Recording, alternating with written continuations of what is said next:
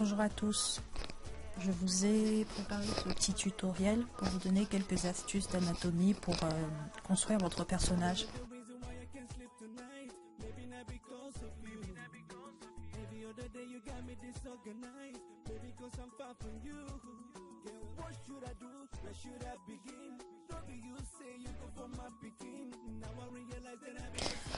Je me suis basée sur une photo d'athlètes. J'en ai pris deux qui ont à peu près une même morphologie.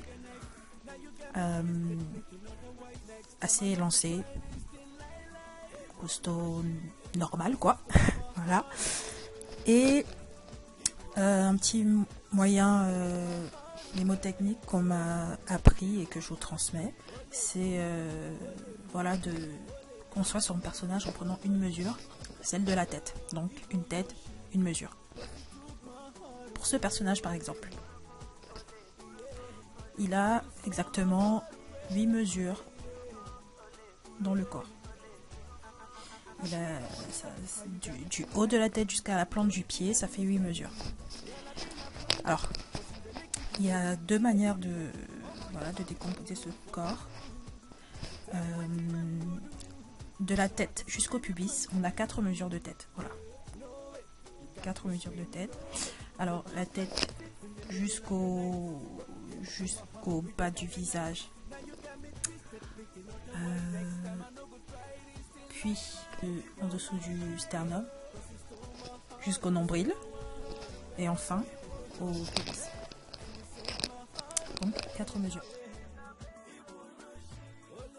Ensuite, on a les mesures du bas du corps. Mesure qui est assez précise parce qu'elle tombe sur la cheville et elle vous donne bien où placer le milieu du genou. C'est celle qui part du bassin. Voilà, du bassin jusqu'à la cheville. Là encore, on a 4 têtes. Alors, la première tête va jusqu'à mi-cuisse à peu près, deuxième au genou, la troisième au bas du mollet et la quatrième à la cheville.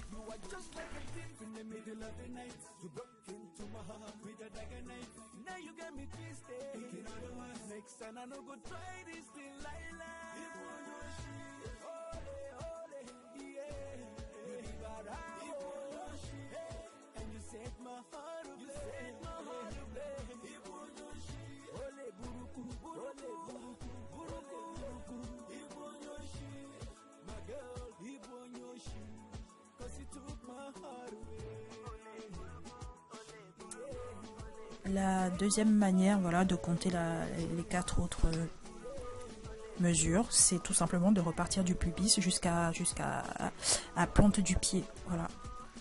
Mais là, on a des mesures, voilà, une mesure qui englobe le genou. Moi, personnellement, j'ai un peu de mal à l'utiliser parce que je sais pas pourquoi, je trouve ça. Voilà. C'est un moyen assez simple, voilà, pour construire un personnage de taille moyenne, en sachant que toute personne a son anatomie. Les femmes ont des épaules moins carrées. En général, le bassin plus large que les hommes. Voilà.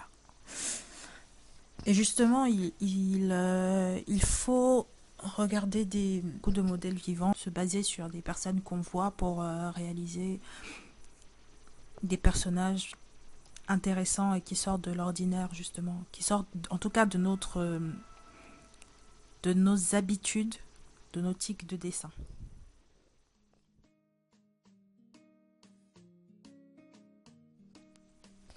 Le deuxième personnage va me permettre de faire rentrer la tête dans la largeur. Il y a aussi des comparaisons, voilà, pour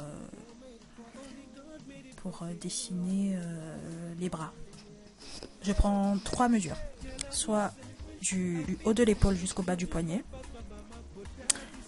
soit du milieu de l'épaule jusqu'au doigt. Voilà.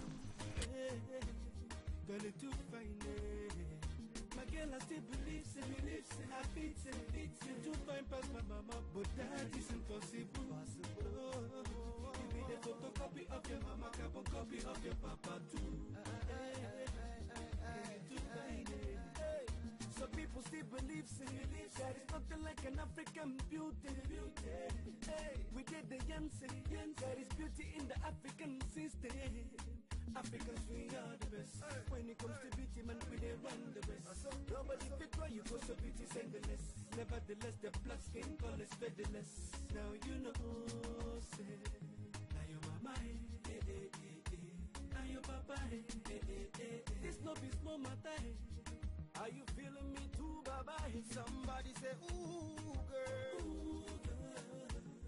You are my African queen. The girl of my dream took me where I never been. Ce sont des mesures qui sont à peu près, qui rentrent à peu près pour un personnage moyen. On a également la mesure du bassin en fonction de la tête. 2 têtes, ça fait un bassin. Voilà. À peu près. À peu près. Le bassin des hommes est toujours un peu plus fin.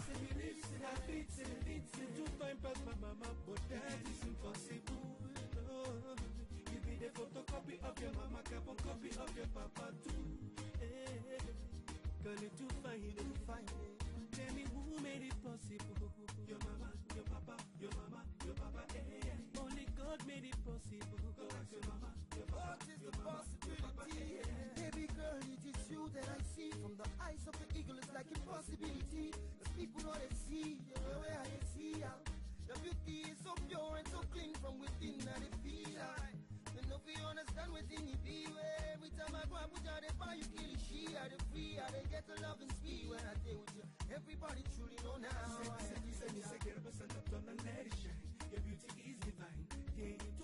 Également, une clavicule est égale à une largeur de tête.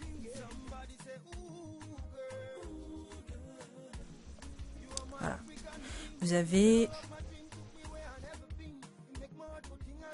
toutes les mesures qu'il faut pour dessiner un corps proportionné.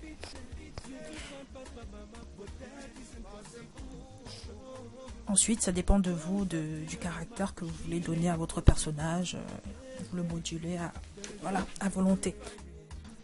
En sachant qu'il faut toujours garder un certain réalisme pour qu'on croie à votre personnage.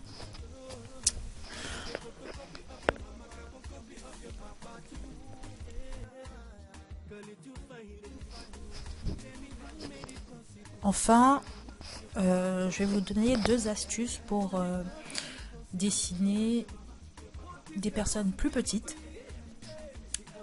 ou plus grandes. Donc,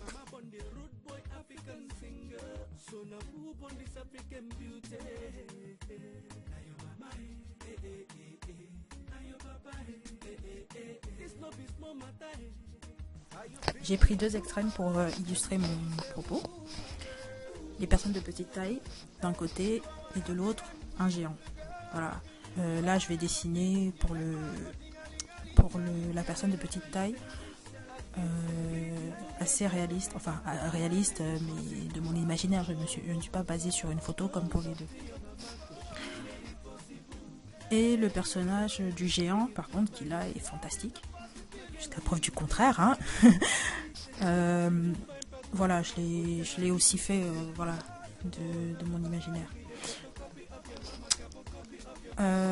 Donc pour la personne de petite taille, tout simplement, j'ai agrandi la tête.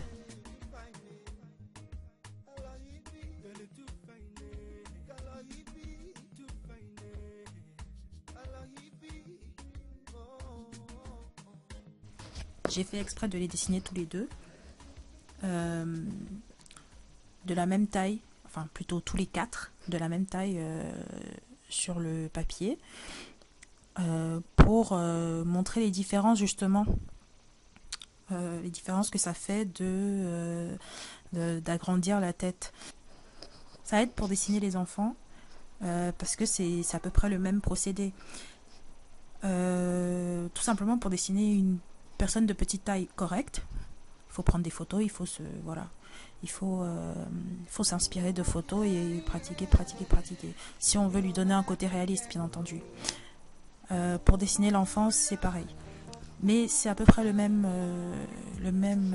morphologie. Donc on a moins de mesures de tête dans le corps que pour un homme de taille moyenne élancée.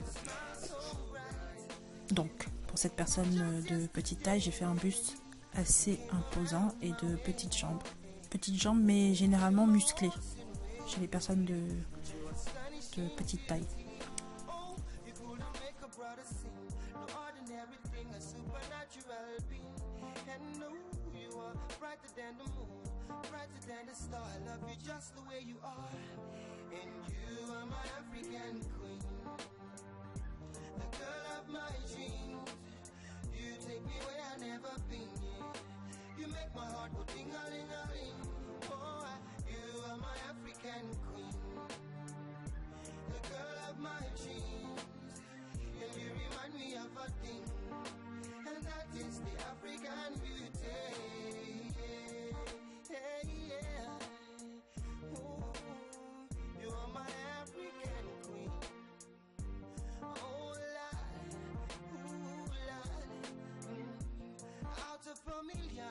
You stand as one, they are standing one.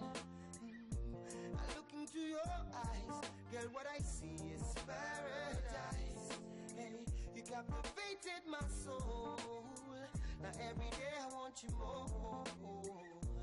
I cannot deny. Pour le géant, je suis partie de la deuxième tête que j'ai réduite.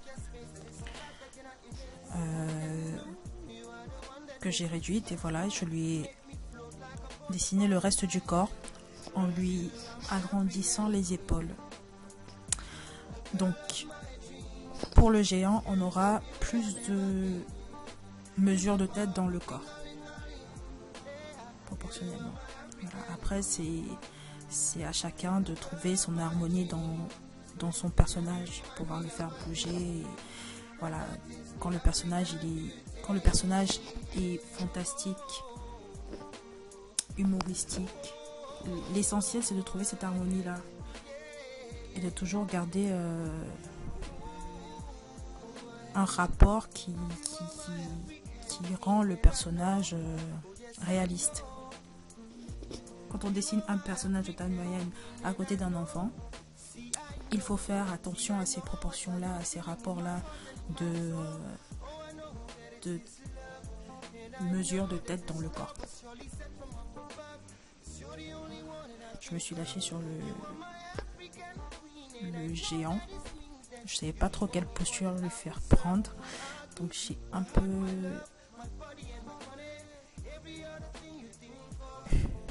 eu du mal à le dessiner du premier coup.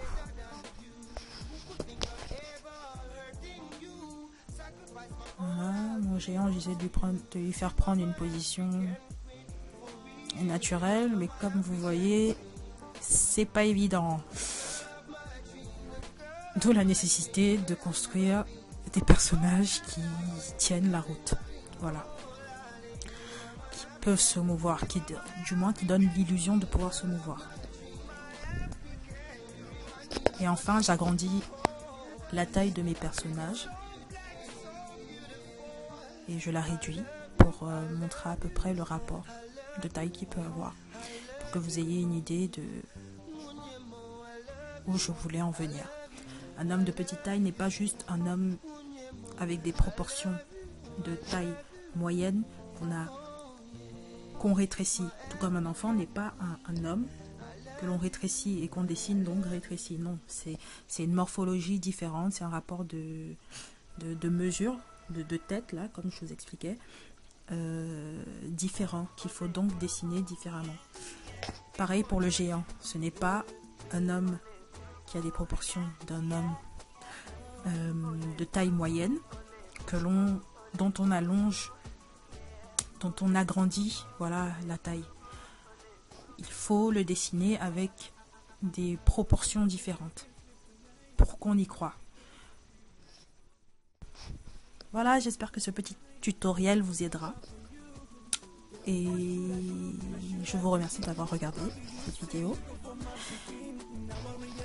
Au revoir.